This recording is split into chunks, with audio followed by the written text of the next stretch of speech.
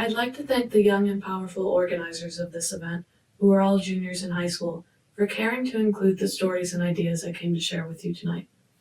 I was also a student at West High School in Madison, Wisconsin, alternatively known as Tacopera, the name given by the Ho-Chunk Nation, meaning 4 lakes, to this land I'm currently occupying.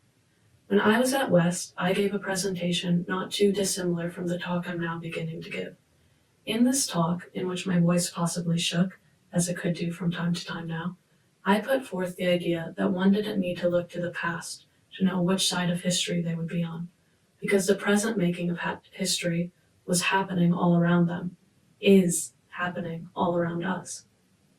I've changed in a lot of ways since high school. I no longer believe my worth hinges on getting into a well-known film program at a prestigious university. I got in and dropped out. Or how many white boys and girls listen to me when I speak. The validation of my queer friends of colors means more to me. But in many ways, I've remained the same. I believe this is because time isn't linear, meaning it can't be easily traced from point to point as one thing. And so how could anything else be? Gender isn't. The word is non-binary, the pronouns are they, them, and your one-track mind should be confused in our multiplicity. Race isn't. The word is Latinx, meaning a complex historia, meaning I'm regularly misunderstood and deeply privileged for it. And morality isn't. Some of the most well-known activists, educators, thinkers of our time have also engaged in unjustifiable abuse. The complexity of all beings and the times they exist in is why humans have always done exactly what I'm doing now, putting forth an idea that will lead to a premise, that will lead to a story, which is to say a history, a narrative, a belief that allows us to make sense. This is easier to do in retrospect, when time has allowed for the complexity of the moment to settle. This is much harder to do in real time, when caught in the throes of living, of thriving, of surviving. Because of the challenge of maintaining complexity, of honoring the fullness of humanity, our definitions, our categories, and thus the systems that we have built to interrelate those things are often and horribly reductionist. Instead of shining with the many hues of multiplicity, a uniformity is what we're met with. And this uniformity, which you could say this dullness, has the power to penetrate into every aspect of our lives till we are made to believe that it's the only color that has ever existed. This phenomenon is known as normalization, the taking for granted that which was constructed, the belief that things have always been and will always remain the exact way that they currently are, that there's nothing you can do to change anything. This, however, is not how things must be. In the wrapping up of retrospect, the argument I was making in that high school presentation is one rooted more deeply than I knew of at the time in abolition feminism and the works of scholars, organizers, and elders like Angela Davis, Ruth Wilson Gilmore, and Mariama Kaba. These radical Black women and their peers have put forth the idea of abolition feminism while living within and working through the injustices of their time, which is to say, our time too. Angela Davis is still alive, everyone. Because of this, they have also shaped time, bending the limits of possibility itself to match their radical visions of what the spaces we inhabit can and should be. This bending of limits to create the possibility of another world is ultimately what abolition is about. Some people see abolition as solely destructive, abolitionists as people content with the tearing down of things alone. This view is much, much too narrow to fully grasp what abolition asks of us. The feminist collectivist potential of imagining, inherent to abolition, asks us to consider and remake what we believe to be possible of the world, to question that which has been constituted as normal, to not just take it as normal, to not just take it as matter of fact. Rather than a system of governments forced from top down, reliant on punitive measures to keep it in check, abolition feminism is about questioning that system and replacing it with community control, interdependence, co-constructed social solutions to social problems, as Ruth Wilson Gilmore has said. The practice in which these meet is called mutual aid. Mutual aid, informed by abolition feminism, makes another world possible every day, in every space, moment to moment. Through the collective imagining and working towards another future, a potential is created in the very present to undo the systems of oppression that affect us all. Due to our shared connection, when we work to liberate the most oppressed among us, we create a more joyful existence for the collective. This means not being exclusionary. This means leaning in to those who experience more oppression than we do and listening to them.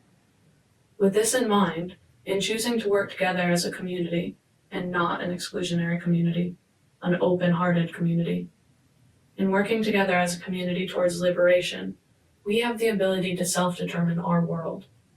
Abolition feminism and the mutual aid work of organizing that it requires allows for a community to meet its needs and desires based on what that same community has to offer to itself.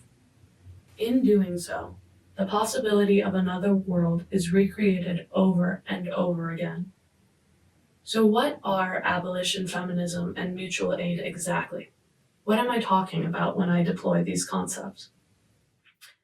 Abolition is often understood in relation to the abolitionist movement of the 19th century in the United States, which sought to formally end the system of chattel slavery through full emancipation that this country was founded on.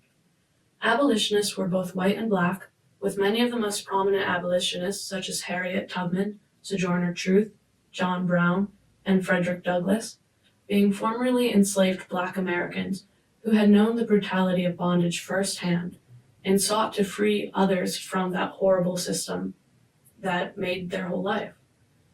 The abolitionists, people born under the system of racialized slavery that this nation, again, was founded on, as well as genocide, were visionaries who believed that another world was possible, one in which the system that defined the material conditions of their life, a system that was the only one some of them had ever known, didn't exist. Imagine that. The only thing you possibly had ever known, you had the ability to imagine it didn't exist. That's vision.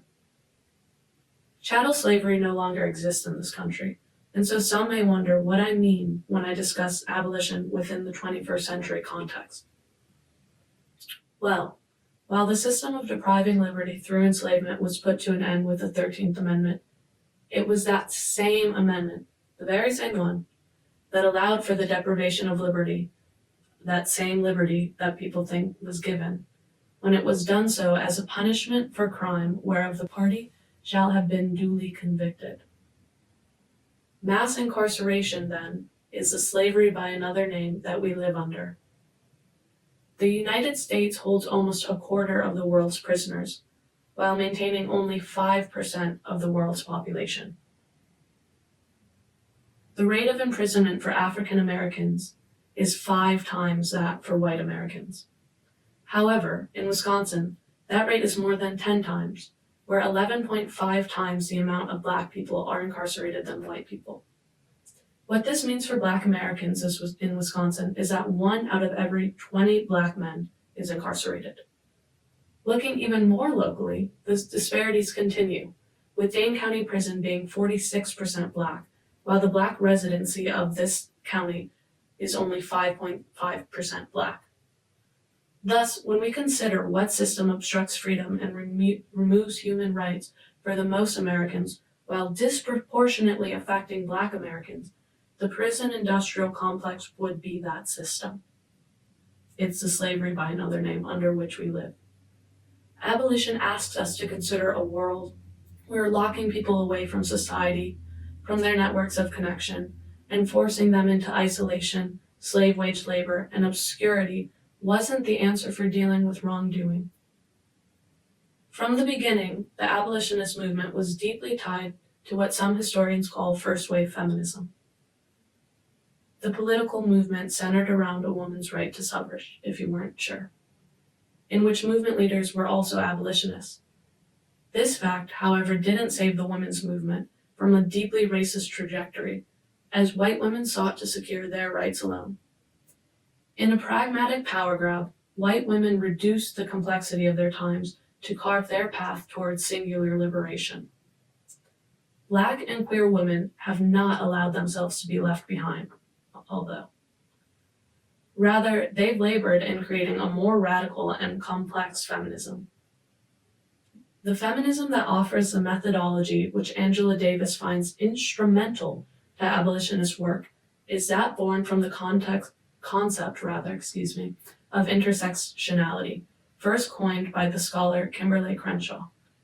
Intersectional feminism posits that forms of oppression or discrimination do not exist separate from each other, in the same way that identity is formed by the overlapping of many different factors, a multiplicity, one could say. Intersectional feminism begs for an acknowledgement of complexity. This capacity for complexity that humans hold stands in stark contrast to a system of punishment that reduces humans to their mistake and simply, easily shuts them away, rather than engaging with their full humanity.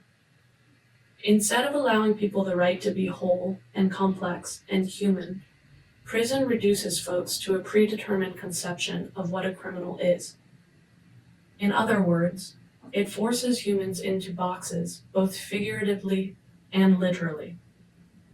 It also forcibly removes people from their community, which is to say, their networks of support and connection.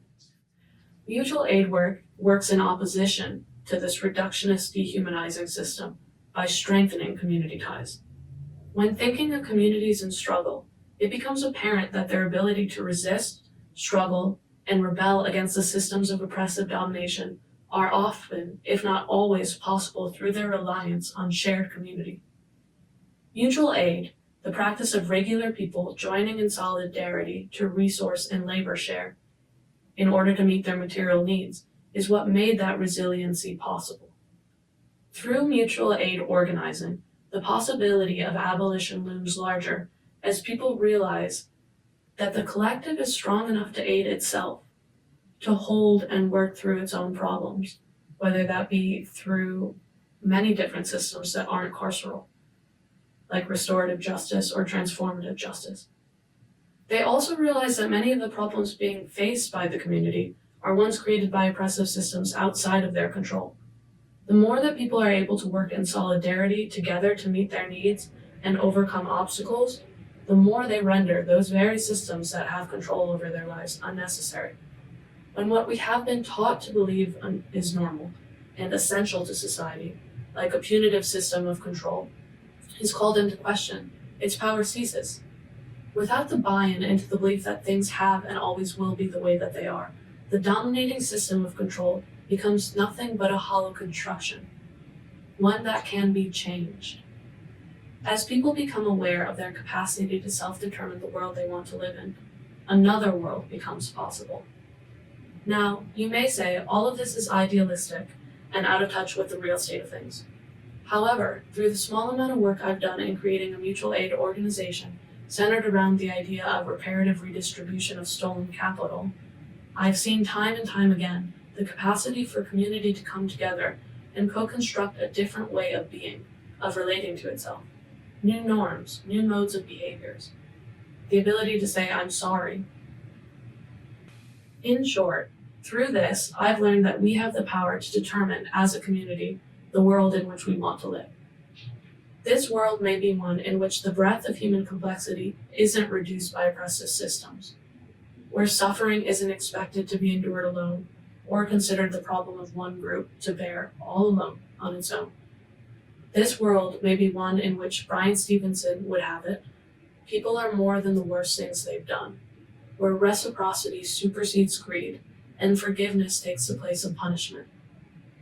This world may be one in which we are allowed, just as we are, as complex and interconnected human beings, without the need to be reduced or punished for being so.